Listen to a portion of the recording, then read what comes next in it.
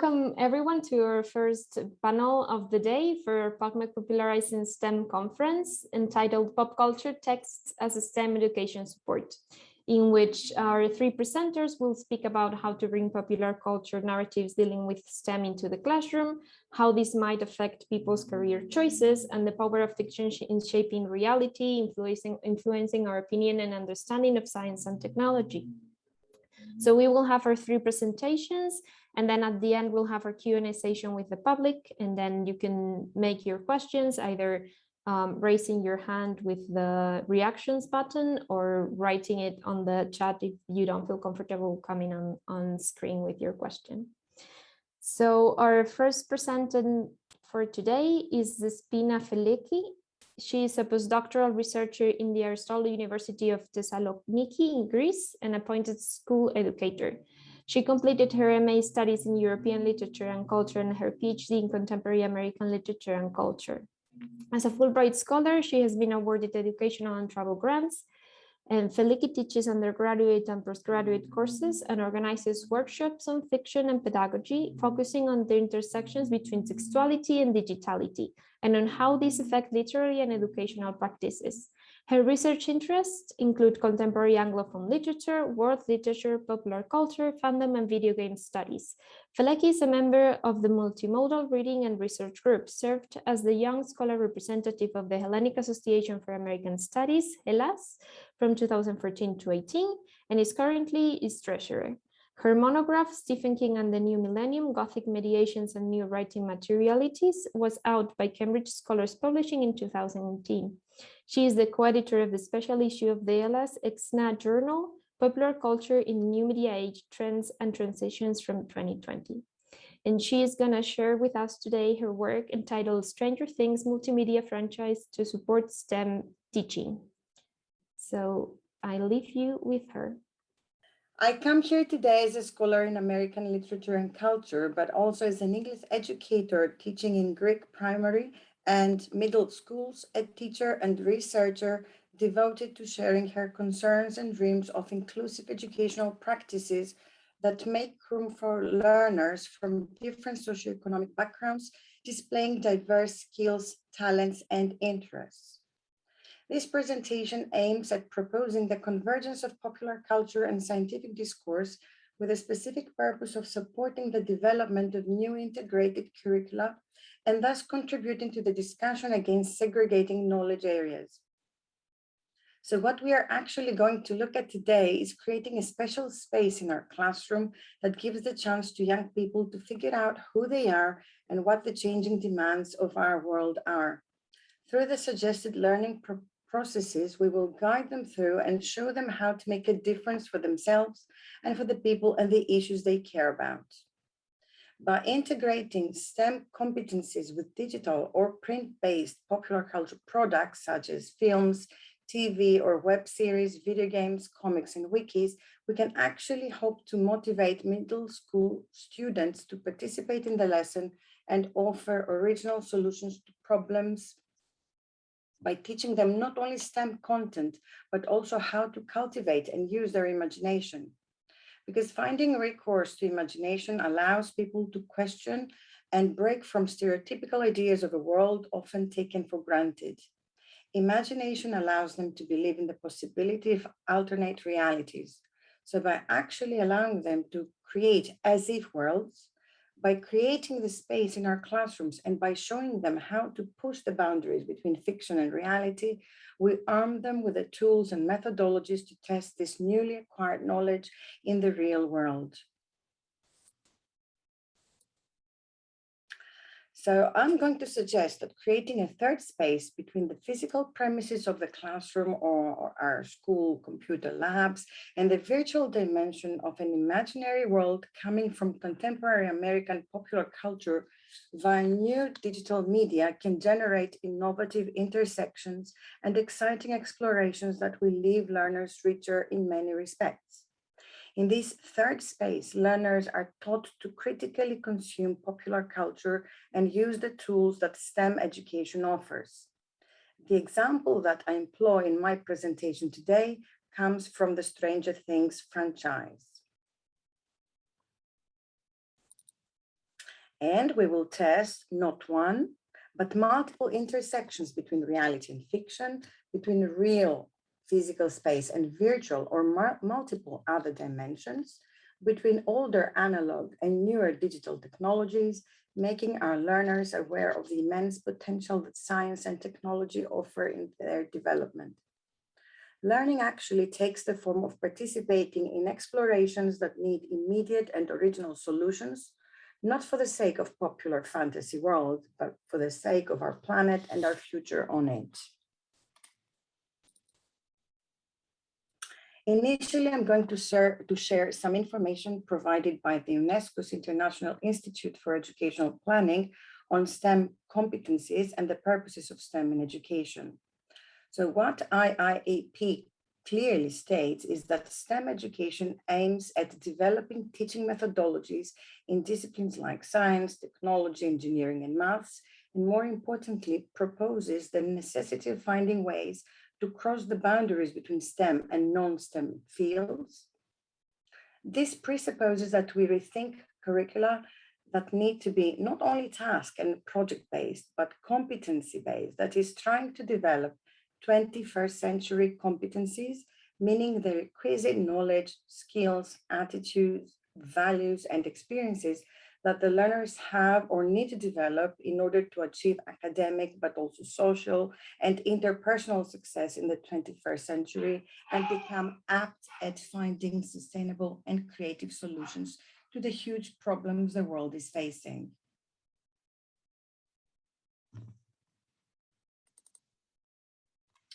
Here I'm providing the 17 Sustainable Development Goals that UNESCO set in 2015 to create a global framework for action that will help transform policies for a more sustainable future with main goals to tackle global issues such as poverty, climate change, food shortage, the protection of the planet, and to ensure that all individuals enjoy peace, prosperity, and a quality of life. Unfortunately, we witnessed the disappointment after the end of the G26 meeting in Glasgow just last week because of the failure to come up with sustainable solutions or just came up with a compromise. So on the official website of the United States Department of Education, one reads, in an ever-changing, increasingly complex world, it's more important than ever that our nation's youth are prepared to bring knowledge and skills to solve problems, make sense of information, and know how to gather and evaluate evidence to make decisions. These are the kinds of skills that students develop in science, technology, engineering, and math, including computer science. Disciplines collectively known how insurmountable these problems might seem, it is our role as scholars and educators to direct education policies and pave the path for new methodologies in order to inspire a constant need for evolving and creative adjustment in our learners. A possible decline in motivation to engage with STEM because of either outmoded content or poor methodologies resulting in inability to relate new knowledge to real life is a threat. So it is not only gathering disciplined content and information in science, but making intelligent, innovative decisions with it, being resourceful, resilient, and offering sustainable solutions. To this end, American popular culture offers a wealth of unlimited resource of material laid out via various media, the TV, the cinema, photography, music, and more importantly, new digital media. When thinking of integrating popular culture products into the curriculum, one should stop and ponder the dangers lurking. The role of the industry in guiding learners from very early on to select and consume particular popular products and exclude others as a way of controlling their critical thinking mechanism.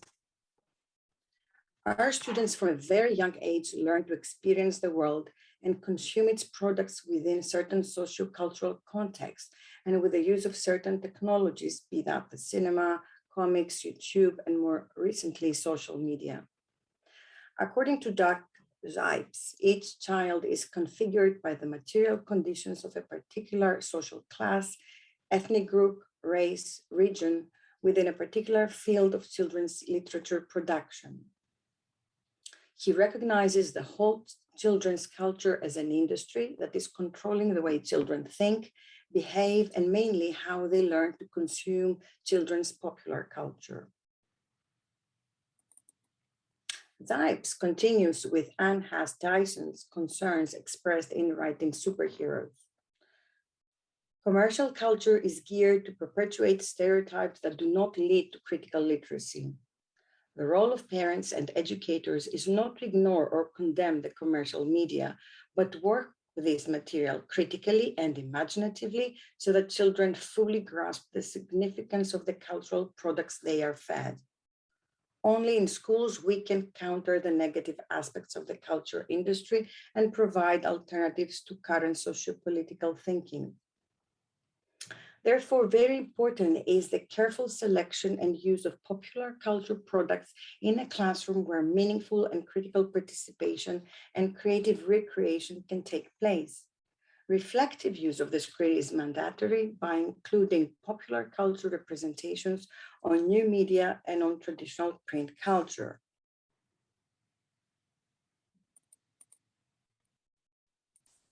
Every time a new medium, a new genre, or a new subject at school enters the scene, it is regarded with suspicion as it may appear discomforting to the establishment until people come up with the ways to integrate it.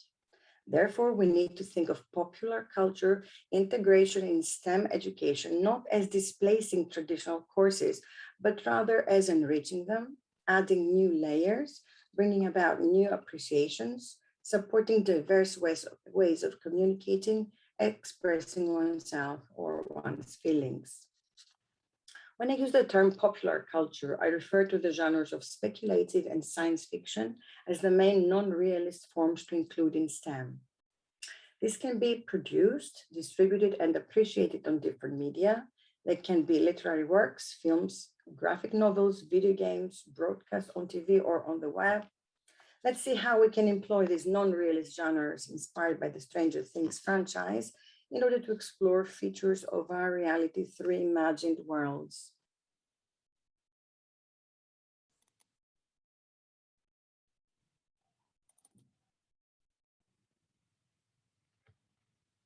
Stranger Things is a science fiction horror web TV series created, written, and directed by the Buffer brothers.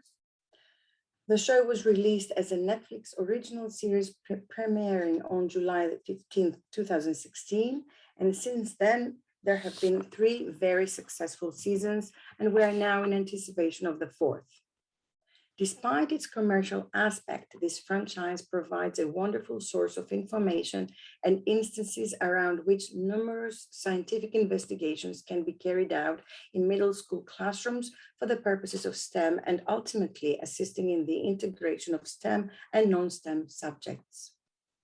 The series not only offers a voyeuristic romanticized look into the 1980s through its retro style representations and references to popular culture and the music scene, but also provides a wealth of the scientific, needless to say, the political concerns of that time. The action revolves around 4 friends, Will, Mike, Lucas, and Dustin, and Eleven, a mysterious girl who comes to save the community's troubles.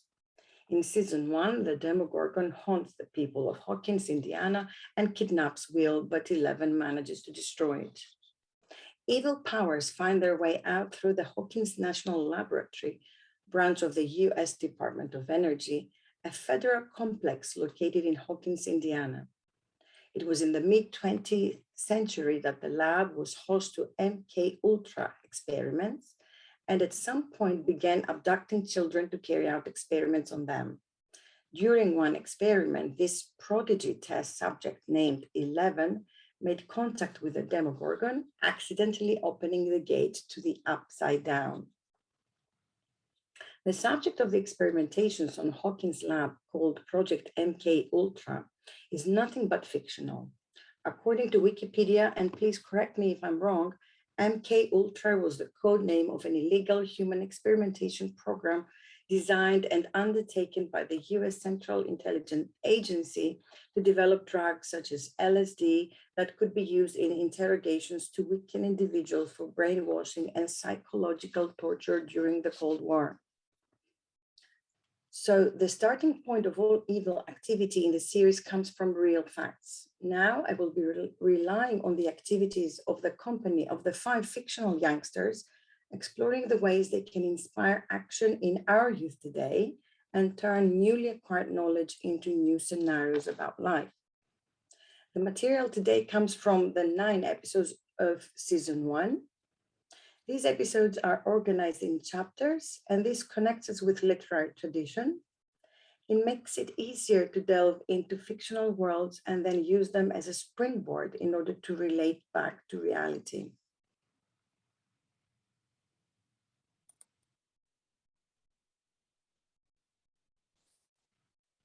The Stranger Things franchise extends into various media, and so will the educational activities proposed. What interests me more is basically the web series. We can use the web series as a springboard for our classroom investigations connected with STEM. The scenes of Elle and the 3 children while searching for Will in the open can introduce a series of field experiments or experiments in the science lab as suggested later. Wikis are seen as an extension to the web narrative and encourage the creation of fan cultures willing to participate. A wiki is developed by its fans in a curious synergy between the industry and grassroots production in order to satisfy the fans' thirst for more inside information. By encouraging our learners to create their own wiki, blog, or e-portfolios, they practice sharing, remixing, creating information, material online, therefore developing their digital and technological literacy as part of STEM education. Dungeons and Dragons is a tabletop game introduced in 1974 as the first role-playing game made commercially available. And this is what we see the children doing when the first scene opens, the first episode of the first season, playing a game of Dungeons and Dragons. So both in the game and in the series, Demogorgon is the evil they have to face and outwit. One activity I like to implement in my classes is the creation of an actual tabletop game inspired by the content of the subject I want to teach.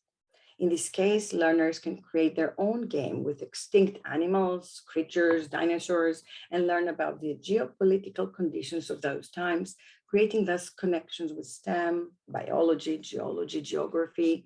They can also develop their narrative skills using the tabletop game to express thoughts and justify strategic movements in the game. There's also a video game adaptation and comic book series. Alternatively, learners can create their own electronic game or a creature with coding programs such as Scratch with the help of an ICT teacher. They can create podcasts on SoundCloud after observations they can make in the chemistry lab, create a weblog, share, and I would like to share this example of the iflscience.com weblog. I'm going to share later on in the chat box, and either appear on social media. They can create QR codes using technology in the classroom to talk about and teach science, create their own comic book adventures online or on print.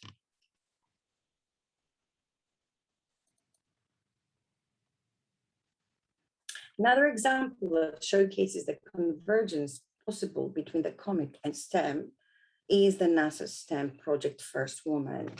And I will also be sharing the link. So if I have some time now, I would like to provide some more examples through specific references to scenes from the series. So in the opening scene of season 1, episode 1, we are at the Hawkins, Indiana National Lab. At the same time, 4 kids are playing Dungeons and Dragons, trying to beat the Demogorgon in the middle of a 10-hour campaign. In episode 1, at the Hawkins lab, the scientists are talking about evacuation and quarantine, viruses, connecting perfectly with present-day reality and the pandemic, while in chapter 3, the Hawkins lab is ironically referred to as the Emerald City. Well, there are no wizards, there's no magic going on in there, yet they're making weapons with references to rocket science. In episode 4, at school, Mr. Clark assigns the first homework we hear, asking his class to find the difference between experiments and other forms of science investigations or even detective investigations. So we get a scene at the library where the police carry out another investigation, visiting newspaper archives. On their field trips, the 4-5 kids search for powerful magnetic fields where using a compass does not really work. All these point to multiple types of research, opening up the teacher's discussion to include examples of investigations that were going on in the 1950s and later as ways of expanding the limits of the human brain, resulting also in US space exploration. Some of the investigations take place in the audiovisual room, the AV room, which is the precursor to the multimedia room, of which Mr. Clark is in charge. At the AV lab, the Hithic radio is used to talk to people as far as Australia, maybe a pre-runner of mobile technology and a wonderful way to talk about the evolution of analog technology into the digital. Also, the 4 friends use their walkie-talkies to communicate with each other and later on with the police. An analog TV is often in the background, setting up the scene. So we realize that in Hawkins Middle School, science is very important. Of course, kids with special powers and special interest in science are considered weirdos. Dustin is the one who is questioning reality and will not be satisfied until he finds a scientific answer to all his questions. This is an excellent starting point to teach our pupils to look at things differently and not take anything for granted or at face value. In chapter 2, we learn that the 4 boys have been champions for years. They have won many trophies for problem solving. In chapter 5, Dustin calls his teacher on a Saturday evening asking a science question about sensory deprivation. They continue talking about other dimensions, analyzing Hugh Everett's interpretation of multiple worlds, according to which there are multiple universes, interconnected or separated with a tear in time and space. What is more, alternative forms of communication are suggested. Will, who has been kidnapped, communicates through electricity, through lights and music. He's trying to contact his mother, but through the phone, it is no good. The power of electricity just burns the cable. So a new communication system is created through electricity and light blinking, reminiscent of the Morse code. There are many connections with popular print culture and comics. Will and Steve are seen racing from home for issue 134 of X-Men. We hear references to Mr. Fantastic, or later in chapter 3, the kids refer to superheroes like the Green Lantern or X-Men. The divide between reality and fantasy is particularly blurry at this young age when they start investigating the world around them and questioning the truth about many things. They do not accept what they are told by their elders, but choose to live in a separate universe. So popular culture franchises can provide the space not only for cultural exchange, but also for the development of 21st century competencies while studying science, technology, engineering, and math. These propositions have been put forward by a scholar in American literature and culture and school educator as ways to propose the convergence of popular culture and STEM teaching in middle school with specific activities that cultivate learners' critical thinking and creativity and their ability to solve everyday problems in original ways. I hope some of these can be put into good use by science teachers. Thank you.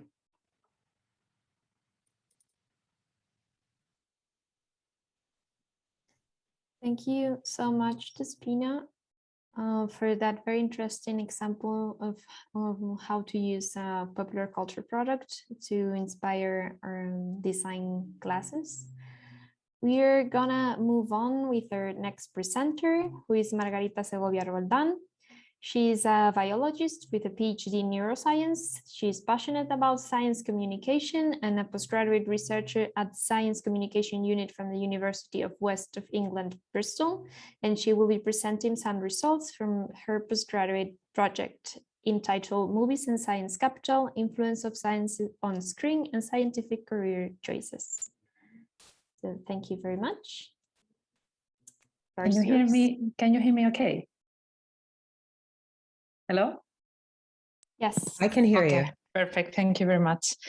Well, just to start with, would like to thank you for the opportunity to show some of my results from my postgraduate project. That is what I'm bringing to you today. Just to start with, well, the story began with my deep interest in knowing more about the different strategies to bring science closer to the public, and especially from a cultural point of view. I focus my interest on how cinema, movies, and TV shows are used as a good tool for this purpose. However, we cannot forget there are many factors which can help people get into science. And when speaking about a group of factors who can help people and individuals to know more about science, we need to start thinking about science capital. This idea of science capital emerged from this Bourdieu's theory in 1986, where he defined capital as a legitimate value, valuable and exchangeable resource in a society that can generate forms of social advantages within specific fields for those who possess it. And he speaks about different kinds of capitals like economical, social, and cultural one. In other words, this theory describes how social and cultural aspects, environment, history of the individuals can influence them in their personal world, their internal dispositions, or even the decision making. So at the end of the day, if we pull all this idea, this theory together, and we mix it with all the aspects related to science, we got like a kind of science, social and cultural capital associated to science. And that is science capital. So at the end of the day, we are talking about the sum of all the science-related knowledge, attitude, experiences, and resources that an individual builds up through their life. Cinema, movies, TV shows can be part of the culture of this cultural and social capital. And of course, from an individual, and representing science on the screen may help to create this engagement, to make it possible in between science and public. And fiction, for sure, works as an influencing factor for this engagement to be possible. This engagement that is very special and might be crucial on early ages. So at the end of the day, we can say that cinema and television became part of the cultural and social capital of individuals, not only for entertainment, but also to understand the world around us in our everyday lives. But what happened with the decision making that we were mentioning before, coming back, looking back to this Bourdieu theory from different capitals? So how far can we go with this engagement? Could we influence decision making as the theory was talking about? So this is the aim of my study. And I was interested to know more about if movies, TV show, films were able to influence scientific career choices or not. Just to start with this idea, following this idea, I decided to look for different participants who got the PhD, or even that were in the process to get a PhD title, let's say PhD students or master students. And then through a survey, we get some information where we're asking about information about how was this interested in science or interested in cinema that they got when they were younger, among different information related to career fields, etc. And of course, we have plenty of results. I want to show you some of them. And let me start with this preliminary result, talking about the power of the screen and what I managed to see from the information provided by these surveys. First of all, we managed to ask our participants about their interest in science when they were younger. And the majority of them, as you can see in the graph, they claim that they were very interested in science and even in cinema as well, because if you can see in the second graph in the slide, the majority of our population was pretty much enjoying and loving cinema quite a lot when they were younger. What is interesting is when we ask them about the reason why they think they became into science when they were younger. And of course, they were pretty much interested in science and of course in cinema as well. They reply that personal facts were actually one of the main reasons why they got interested in science when they were younger. When I speak about personal facts, I'm talking about personal experiences or feelings that those participants had in their lives, through their lives.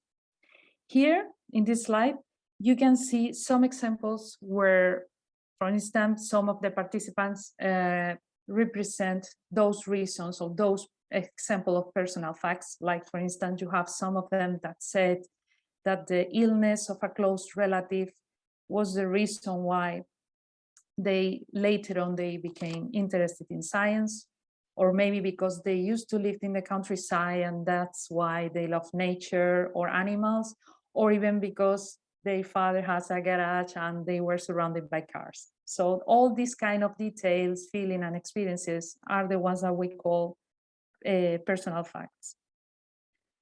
So when we ask actually about the key question here in the study, about if cinema influenced their career choice, their scientific career choice, we can see clearly two different groups where the majority of the population replied that no, they didn't, they weren't influenced by cinema in order to decide their career in science later on. But there is another interesting group that replied yes, that they were influenced by cinema for that idea.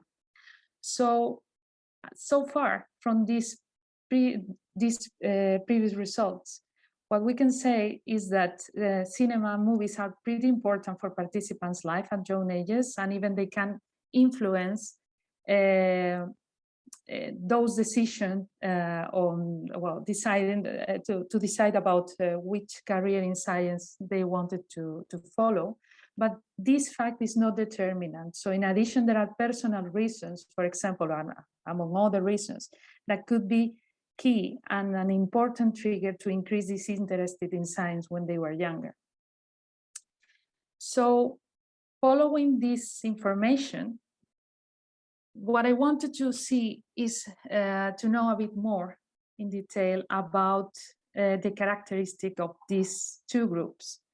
The group one, so I'm going to name the group one. So those people who actually say that cinema and movies influence their decision to go for a PhD, for a career in science. And group two, the ones that say that movies and cinema do not influence the decision to go for a career in science or for a PhD. So if we look back into the results about this interested in science, we can see that the interested in science, if we compare in between both groups, is quite stronger in the group one, that remember is the one that was influenced by cinema later on, compared to group two. Although in both of them are pretty much important, this interest in science is high, but it's higher in this group one. In fact, looking back again to the results related with the reason why this person seems to be interested in science when they were younger, again, TV is one of the important reasons, but it's a strong reason in the group one. Group one, that it was the one representing people who were influenced by cinema for the scientific career choices. However, and as we saw in the previous graphs, personal facts are still the most important ones in both groups, not only for group one, but also for group two. Now that we know that, we also decided to check in some of the demographics information provided by the survey. And we managed to see that was pretty interesting to see how group two, the group of people who were not influenced by cinema later on in their career decision, in their career choice, is mainly represented for people from the 80s. What is pretty interesting, because the 80s was a period of time very characterized for the rise of science fiction, but it's also what we saw in our results.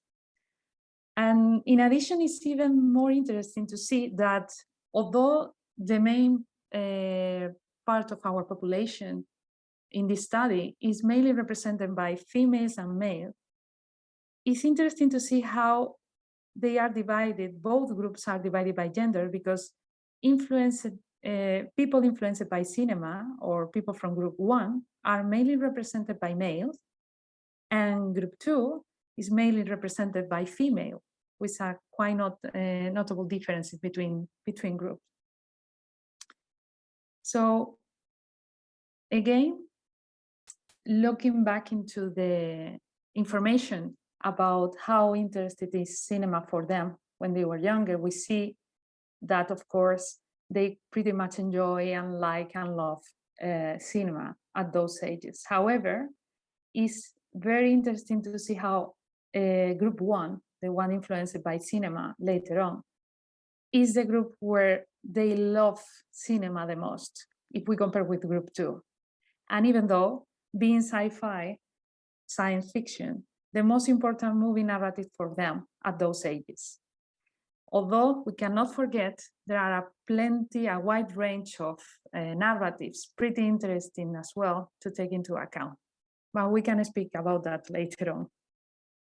So far, what we have here is a couple of groups, a group represented by a younger population, mainly males, which are high interested in cinema, and where science fiction is a favorite narrative. That is the group one, the one that was influenced by cinema later on in their career decision, compared with group two. But again, as I mentioned before in previous data, I said that there are plenty of narratives beyond sci-fi that we need to consider as well. They are quite interesting as well, and very pretty much represented in those graphs that I showed before. But also, do not forget about those personal reasons as the main trigger for them to get interested in science when they were younger. So what I wanted to show you now to end the presentation is a bit more, some additional data about this group one, who was the one represented for people influenced by cinema. Well, in this slide, I just wanted to show, we asked our participants which was the movie that actually influenced them to go for a career in science. And this is the representative sample of the most cited ones, being Jurassic Park, like the most cited by all of them. But as you can see in this table, there are plenty of titles about movies, documentaries, TV shows, and different narratives that are represented as the ones for those people, the ones who make them make this change, this decision on following or pursue a career in science. But when we check about the reasons why those movies were the movie for them to go for this decision, we find plenty of reasons for that. For example, some of our participants claimed that was because they watched on that movie certain places or scientific objects. Some of them speak about certain scenes or even the topic of the movie. Even the example of Jurassic Park was a mixture of everything, because they mentioned that some of the participants in this survey claimed that Jurassic Park was very interesting, or they took that movie as the one who make them decide to go for a career in science, just because a character or even the topic or just the idea who represent the idea of science doing something incredible. However, among all these reasons, what we can see is a group of participants who claim that there are certain movies that actually are not linked at all with a scientific topic. And this is, those movies are the ones that made me think that probably understanding people experiences will make easier to, that it will make easier to place scientific information in other narratives. I mean, maybe other narratives will be the key to reach people and engage with people beyond sci-fi, just because they are more related or more linked to personal facts or personal reasons that they hold in their lives. So just to conclude with the presentation and those to give you some preliminary conclusion for this preliminary data, we can say that, of course, movies and TV shows can influence people's scientific career choices, that the influence of cinema combined with other factors could be generating a stronger engagement with the public. Of course, we cannot forget those personal reasons, experiences that are the stronger trigger to get people get into science. And of course, a better knowledge of public personal experiences might help to check the best field narrative to use to place a scientific concept, even beyond sci-fi.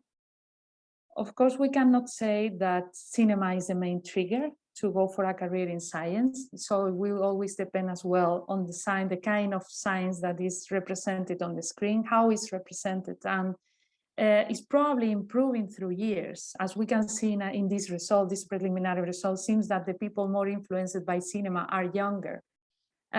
But if I want to give you a general conclusion of this, I would say that the improvements on science representation on the screen and the use of new narratives beyond sci-fi might help cinema to evolve as a stronger tool to communicate science and influence a wider range of audiences.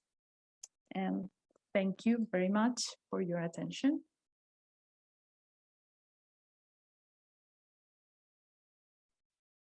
Thank you very much, Margarita, for such an interesting study on media influence.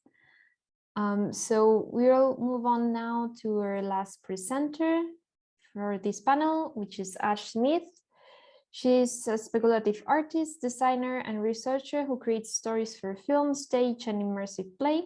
She comes to Nebraska from the University of California at San Diego, where she was a lecturer and the associate director of their art and technology program. In her work, Smith incorporates strategies, play, and speculation to solve problems, reimagine systems, and build worlds to create interactive stories, mixed reality experience, simulations, and prototypes of the future. And I leave you with her work entitled Narratives in the Network.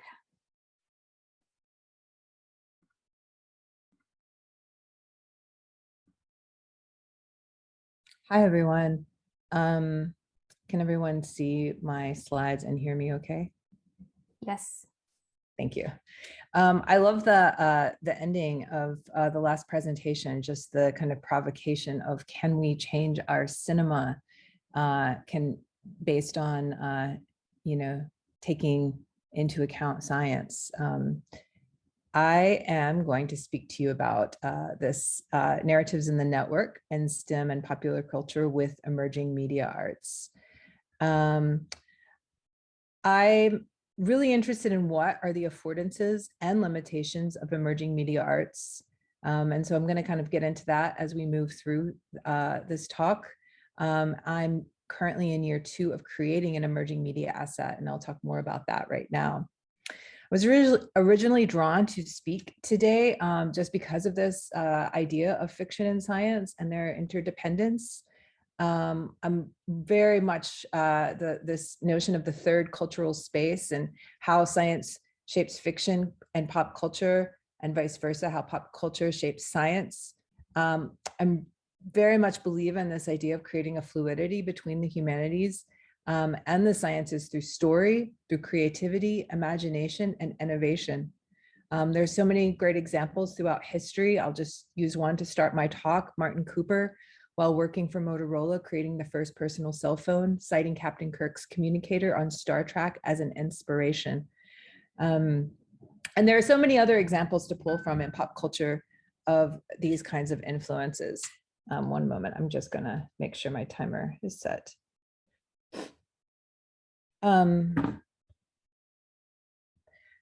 So I lead the current creative story development for the AR/VR approach to disseminating network science for health.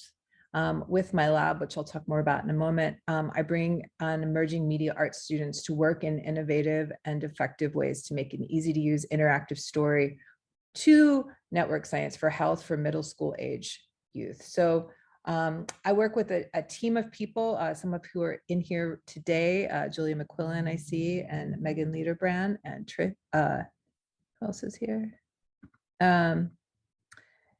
Anyway, the work that I'm doing is coming out of my lab here, the Story Worlds and Speculative Design Laboratory, where we focus on the power of fiction to shape reality through narrative, world building, and story. I'm really interested in the space of art science, or how we can even use it to combine word. What are the differences between and the divisions between the humanities and the sciences? I recently launched a Future Fictions, which is an ongoing series that pairs artists and designers and architects with scientists and engineers to develop these digital media stories that take place through all kinds of media, from books to AR, VR, and speculate on the future of existing science research to reframe and solve planetary scale problems. The current pairings we have right now have artists and designers working with a plant pathologist on thinking through extremophiles, a civil engineer and thinking about our waste and the data that is in our waste when we flush the toilet, and another pairing with a precision agriculture tractor robotics, thinking about the future of food and feeding the planet. What is Worlds of Connection? Well, Worlds of Connection is engaging youth with health research through network science and stories in augmented reality. It's a University of Nebraska Lincoln-led science education partnership funded by the National Institution of Health. And there's the website there to learn more information. And what my part of this is to really dig into science fiction stories and world building, to think about how popular video games and research might create a project that spreads knowledge and excitement about network science among members of underrepresented minority communities, to support diversity in biobehavioral and biomedical careers. So a really great example of this kind of research that we started doing last year, we're just kind of scouring with a group of undergraduate researchers, things like, well, all of the characters in Rick and Morty, for example, and how those might relate to creating some kinds of characters that might represent a microorganism in a drop of pond water. We did extensive research. This is just an image of our Miro board that we share, where we're collecting and writing about all these different kinds of games and interactive stories that we are diving into. And one of those really kind of stories that emerged as this kind of key moment was Rick and Morty's story train. And I pulled it out of this just as an example of the last speaker talking about new narratives and what kind of new narratives are needed. But if you haven't seen this episode, highly recommend it. If you're interested in story and fiction and science. So this was in season 4, episode 6. Rick and Morty is a bizarre twist on an anthology episode that involves a train falling off its tracks and spilling blood everywhere. But a closer look reveals how this Rick and Morty is sticking to its own rules while also subverting it. So it's kind of taking this notion of the hero's journey, but applying it to something called the story train. And Don Harmon, the creator of Rick and Morty, breaks it down like this. So a character is in a zone of comfort, but they want something. So they enter an unfamiliar situation, adapt to it, and get what they want. they pay a heavy price for it, they return to the familiar situation, having change. And you can apply this hero's journey to supposedly every episode of Rick and Morty, except this episode, Never Rick and Morty, although a lot of fans argue that you still can, which this episode doesn't really start or end, so because it's always on this train, a very Snowpiercer kind of circling train, just happens. And so there's a few things that kind of come out of this episode for me. First of all, when I'm teaching story in the classroom, this is always referred to by a lot of my students in the past year. And I think what it points to, as someone who is invested in creating media assets right now, to get underrepresented students interested in STEM, I'm thinking about what kinds of new narratives. I'm thinking about what are the kinds of narratives, this kind of like meta reading that young people are already accustomed to. And a lot of that's coming through meme literacy, right? And this kind of very sophisticated knowledge is about the power of narrative networks or network narratives through memes and the viralness of memes in narratives and the network. But also I think it points to just the importance of teaching this kind of media and narrative literacy through this kind of meta approach. Yes, Rick and Morty has to do with science, but also this kind of way that this particular episode points at itself and kind of subverts itself, I think really gets at this kind of very sophisticated reading that young people are able and want in a lot of the media that they consume. So my question is the hero's journey even enough now, right? Or what kind of that breaking the fourth wall is needed? And so these are questions that we're thinking a lot about. Other kinds of questions that we're thinking about in this project with Worlds of Connection are, can these middle schoolers see structures of hierarchy and power that someone of privilege might not see through the tool of systems thinking? So really thinking about the relationship of systems thinking and narrative networks network science, and asking these kinds of questions. Another question I have, and this is like, I'm proposing it to everyone in here today, how we might represent scientists such as network scientists, that it's not always so represented in the popular imagination through this work. So I pulled an image of Sandra Bullock in The Net from 1995, but it makes me think about, like, that's not exactly right. But what other data heroes do we have? Or if anyone can point us to the way network science is represented in popular culture these days. And I'll just walk through a couple ruminations I've had about this. So I immediately start thinking and veering into this category of, like, does a data scientist really easily slip into hacker role in the popular imagination? So things like Mr. Robot, and how do we diversify this image or role? And how do we break down the science and tech behind superhero narratives, or moreover, how to move beyond superhero narratives? And so I think Mr. Robot's a really interesting example of this, just in terms of the first speakers speaking to fan fiction and that kind of meta narratives created around something. But the hackers react to more hacking scenes from Mr. Robot. This is just an image from a clip. But, you know, as every episode of Mr. Robot went along, the internet followed right alongside, breaking down the science and the tech, but also the hacking, like, you know, can you hack the hacking even? So it was even like, is the hacking real or authentic? But then can you even hack the hacking? So I thought all of this was really fascinating, but it also still makes me question, like, what other kinds of network science roles have we seen in pop culture imagination? And can we get away from also that, again, that superhero lone hero, the hero's journey, as I referred to in the first Rick and Morty slide.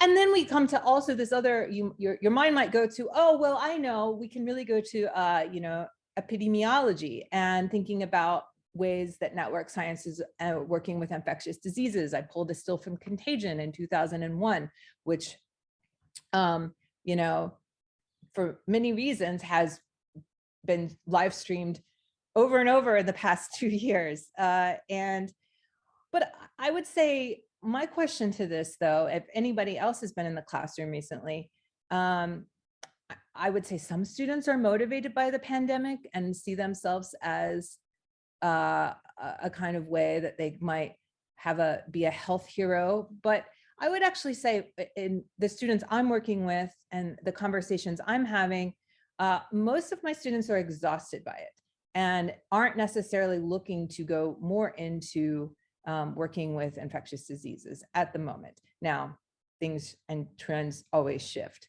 So still, I guess, just kind of closing that section, like what other examples can we look at in popular media? And for those of you who don't quite know what network science is, just a working definition, it's an emerging field in the social, biological, and behavioral sciences. It crosses a range of sciences, including physics, biology, chemistry, neuroscience, genetics, and virology. And it's a key analytical lens for scientists seeking advanced relational approaches. And I would say that it's this lack of public understanding about what the role of network science limits this career options. And, you know, just from the kind of limited cases I just walked through, when we have this kind of limitation, then we're not necessarily getting diverse viewpoints. And these diverse viewpoints are critical to solving the next generation of public health problems. And so, you know, as a field of data science, network science has already made significant contributions to topics that are relevant to middle school age youth from groups that remain underrepresented in the scientific research community, from obesity, smoking, suicide, addiction, sexually transmitted disease, and mood disorders. So I'm going to end by just walking you through some methods and tools that we're using. World building and live action role play, I believe, is a really great way to create this kind of agency. World building designates a narrative practice which the design of the world precedes the telling of a story. This richly detailed world becomes a container for narrative, producing stories that emerge logically and organically from its well-designed core. It celebrates collective storytelling instead of the lone genius. And I think that's the most exciting part about world building to me, is that collective storytelling or shared futures approach. Students are able to kind of pull from actual science and real world data, and from which they can kind of think about futures and design, reframe problems and design solutions or products. And avatars. How can we play identity? How can identity play with avatars to open up possibilities and new ways for identity formations? So in our lab, we're working to create complex character avatars with lots of visual diversity, but also really paying attention to interesting character juxtapositions. And all of this really is coming out of my interest in LARPing. And I love in the Stranger Things talk, you talk about Dungeons and Dragons. And I do believe that there is this return interest to not only avatar play in the digital world, but also in the physical world, using techniques from improvisation, theater, gaming, and performance to invoke this magic circle that can work as a methodology for exploring and testing how proposed experiences might play out. And yes, this can extend into the digital, and it does extend into the digital too. So we're also working with a lot of experiences with augmented and virtual reality, from creating games, using science to create these kind of VR cinematic pieces, to thinking through AR and how combining the physical and the digital.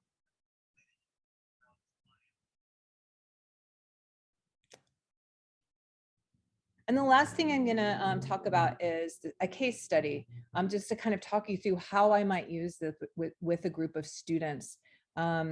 So this is coming from a VR platform called Mozilla Hubs, and it could be Altspace or VR chat. What makes this a really great platform as an entry point is the great tools that you can use with a VR headset, or you can also just enter straight onto the browser. We worked with a local landmark. So again, connecting the physical world to the digital. This here in Lincoln was the Haymarket. It was an old marketplace for trading goods. And we reimagined it as a marketplace in the future. We considered what it might be like in 100 years. And just a quick note, the Oh Hey Hey Market is just a name as a result of internet vernacular slowly seeping into the American English language. So it's Oh Hey Hey Market. It's a place to be seen and have fun. It's a place you might meet the farmer influences of the future who live stream from their farms, to a place you might get a new fashion wearable to connect you to your emotional support animal. So we started off with a design brief that students asked many what if questions to. And for most of my students, this was the first time that they had used social VR, but they all knew the local landmark, the Haymarket. So that was a rooting place for us. And drawing from this history of the market's past, we were able to kind of think about what its future might be like and start this kind of world building process where we were doing collaborative writing. We started with narrative pre-visualization, using students taking software or screenshots and began collaging or even just drawing on screenshots. So using very low fidelity means, mixing with digital means. And then we used a Miro board to kind of start sharing what those things might look like. We ended up live action role playing within Mozilla Hubsy stories, and that was a real breakthrough for us. They used one of their created characters as an avatar and embodied them improvisationally with the other characters in the market. After the role play, they reflected on the entire process, tweaked their characters' ideas and writing. So the process allowed for this novel new way to push collaborative storytelling and engage multimodal approaches to creativity and imagination. But, and this is where I'm going to stop. And there were problems. This was during COVID. Nebraska is a state like many other states and countries out in the world where there is still a technology divide. And fast broadband was an issue for some students to even be able to connect and to play during this space. And so one of the things I'm working on with the Worlds of Connection project with my lab is working on strategies for accessibility and disseminating the emerging media asset. And I started this off by saying emerging media has this great potential to connect students to technology, to get them more interested in STEM. However, who has access and what is needed for that access? And this is a very real thing. So we think a lot about what media to use, what platforms to use. And that has us kind of not letting go of earlier forms of emerging media like radio or sound walks and other kinds of things that might be more accessible, thinking about things like internet and broadband. Thanks so much. I would love your feedback, thoughts, ideas, continue the conversation. Thank you, Ash, for your very interesting presentation. The work you're doing is very interesting and seems very engaging. So I'm gonna open up the floor to a Q&A session. So if anyone in the public has any questions, you can use your reactions button to raise your hand and you can write us your question in the chat. And meanwhile, I'm gonna open up by posing a question kind of to the three of you, linking it to, so I come from the field of media studies. So even though all your presentations were about STEM and popular culture, all of them also deal a lot with media influence and media literacy in a sense. And this last part I'm very interested in, especially on how we work with media, right? With these popular culture productions, movies and shows that you were mentioning. On the one hand, for example, with Ash, you are creating kind of these alternative narratives that you are doing the VR and also even fan fiction that you mentioned, which can help include minorities in the narratives. But when it comes to working with media, there's this part that comes from media literacy, that when we criticize the texts that we consume, right? So how they include the science, if it's correct or not, and how they might or might not include minorities. And also there's the part of the creators, right? So where do you think the responsibility of this kind of representation, representing science properly, maybe, does it rely on educators in the sense that we should work more on media literacy, or maybe on the part of creators who should work more with the scientific community to make better sense of what they are trying to represent? And to connect it a little bit with the other two presentations as well, Margarita mentioned how younger people were more influenced, or they reported being more influenced by movies when they chose their career. And I thought this was very interesting, because I think it's also very related to how we are educating media literacy these days, how we are educating younger people. So do you think they're more influenced because there's more media, or because maybe we're not working enough on this media literacy? And also as well for Despoina, because you're working with this media in the classes, do you also put an emphasis on this part that comes more centered of media literacy? So you use the shows to create your own classes, but inspired, for example, but the scene that you mentioned with the magnet, the compass. But then also, how do you think your students see these shows? How do they look at them critically, if you will, in this sense? So I hope this idea of media literacy kind of ties everything together a little bit, and I'll leave the floor to all of you if you want to comment on these issues. May I start, for example?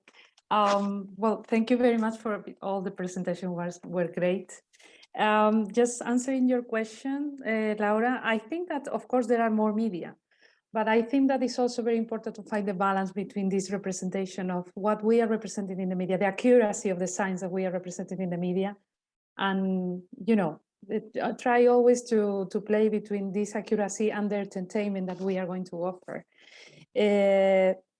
To be fair, I think that at the end of my presentation, what I'm just claiming a bit about the role of these emotions at the end of the day when you are watching a movie or something like that. And it's actually something that I think that was mentioned in one of the panels yesterday, the importance of the emotion on just to consider them like the key to go through and be able to engage with the public.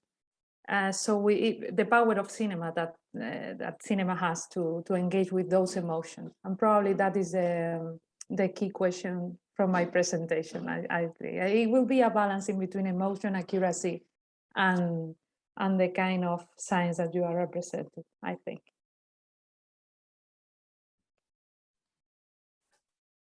Could I just take the floor and then leave room and time for Ash to round up? So I think, Laura, you pointed out something really important.